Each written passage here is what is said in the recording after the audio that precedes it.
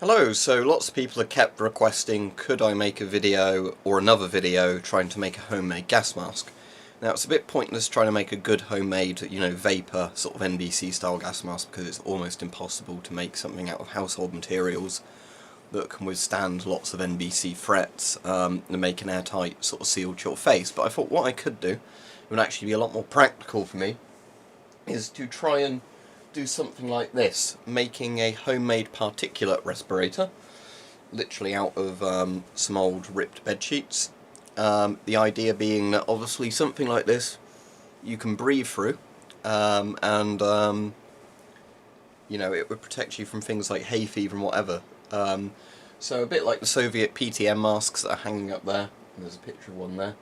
Nothing as elaborate as that, but something that would at least cover the bottom section of your face and hopefully make a good seal. And be quite good. So what I'm going to do first is cut a section of this off. This is not going to be an exact how-to video, by the way, but I might get something that works in the end, so we'll try it. So what I'm going to do first is cut a section of this out, and then see if that would be good for the first bit of the respirator.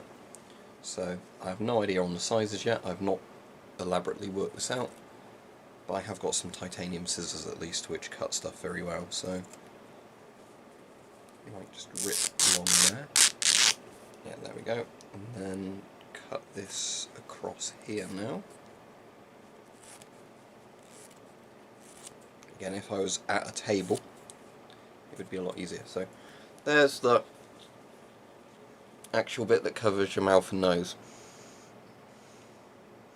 And I can breathe through that alright, so that's working. So what I want to do now, I think, is cut another section of a similar size to this, and then I can staple them together or stitch them together.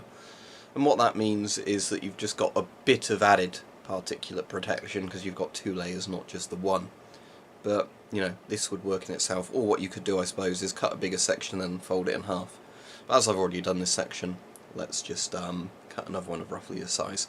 So what I'll do in a minute is I'll cut the camera back once I've got a lot of the initial setup sort of stuff done. So what I've got now is two separate sheets of sort of bits of sheet, literally. And the idea is that I can staple these together in a minute and then have something that would do that.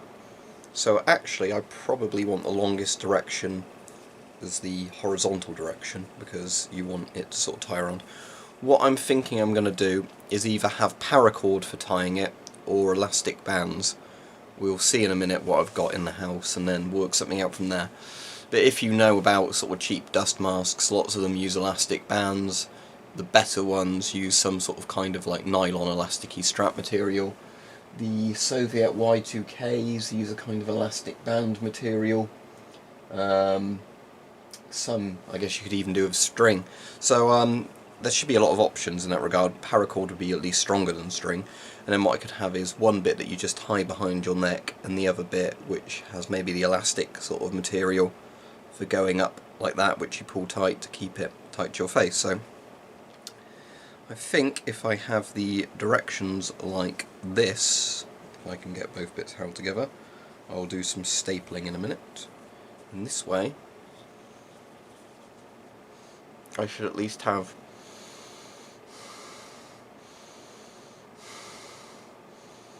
the basics of a respirator. So I will be back in a moment. It may not look like much, but my little proof of concept particle respirator has been made. So to give you some idea of how it works, I did try elastic bands first, but they snapped, so paracord is probably the better option. So you've got the two layers of pillowcase or whatever this was, like an old torn sheet, stapled together. Again, if you were spending more time, you'd cut them to a better shape and then sew them. Then what you've got is paracord, one section tied at the top. So what you do with this is you pop it over your ears like that, pull this bit down, just adjust that. Then you've got obviously this bit on your nose like that. Then what you do is the bottom section of paracord you simply put behind your neck, pull that tight, not to strangle yourself, just loosely like that.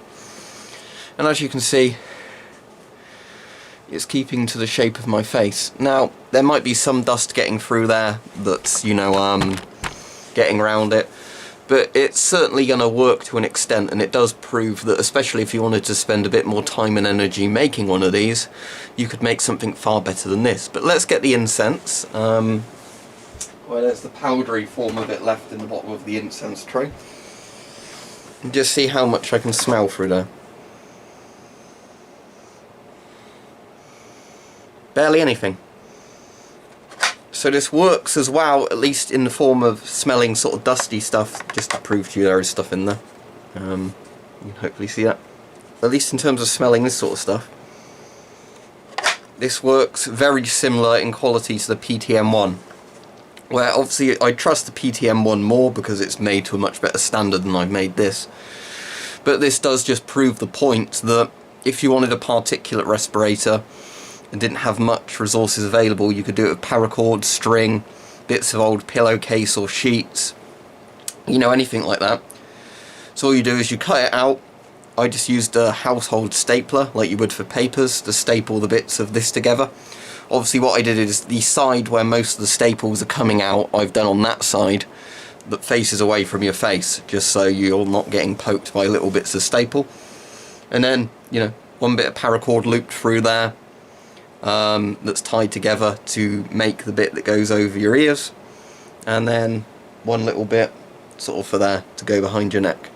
And you could obviously have that lower or higher depending on how you wanted it. And again, if you wanted to spend more time and resources, you get something more comfortable. Now, will it work with my glasses? Oh, look at that, it will. It'll probably steam them up. Yeah, because when you exhale, it will push the air. Obviously, warm air rises, so what will happen is it will escape through there mostly, but yeah, cheapo homemade particle respirator seems to work absolutely fine. So as I said, this is a cheap and nasty way of doing it. Whether or not you'd rather do this or buy a basic dust mask, I don't know. But, you know, it is quite interesting just as a concept that if you really wanted to do something like this, you can make it for literally no money. Just, you know, a bit of thread and a needle, or some staples, and some string or paracord or elastic bands or whatever, and you can get a homemade particle respirator that actually works.